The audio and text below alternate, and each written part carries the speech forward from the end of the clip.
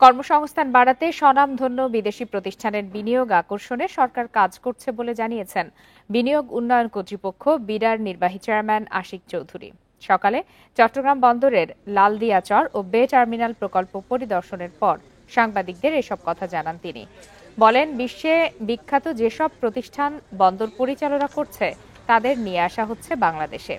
লালদিয়াচরে কাজ করবে বিশ্ববিখ্যাত বন্দর অপারেটর নেদারল্যান্ডসের প্রতিষ্ঠান এপিএম টার্মিনাল। প্রতি বছর বাংলাদেশে বিদেশি বিনিয়োগ আসে 6 থেকে 7 মিলিয়ন। সেখানে প্রতিষ্ঠানটি একাই বিনিয়োগ করবে $800 মিলিয়ন। এছাড়া বে টার্মিনালে বিনিয়োগে এগিয়ে এসেছে বিশ্বব্যাংক, দুবাইয়ের DP World, Singapore port authority, পিএসএ।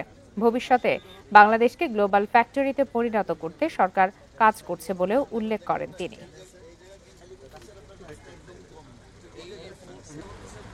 ওয়ার্ল্ডের যারা টপ পোর্ট অপারেটর তাদেরকে আনার আমাদের মূল উদ্দেশ্য হচ্ছে যে আমাদের যেহেতু আমাদের ল্যান্ড লিমিটেড, আমাদের ক্যাপাসিটি লিমিটেড, সেই লিমিটেড ক্যাপাসিটিকে যাতে আমরা বেস্ট ইউটিলাইজ করতে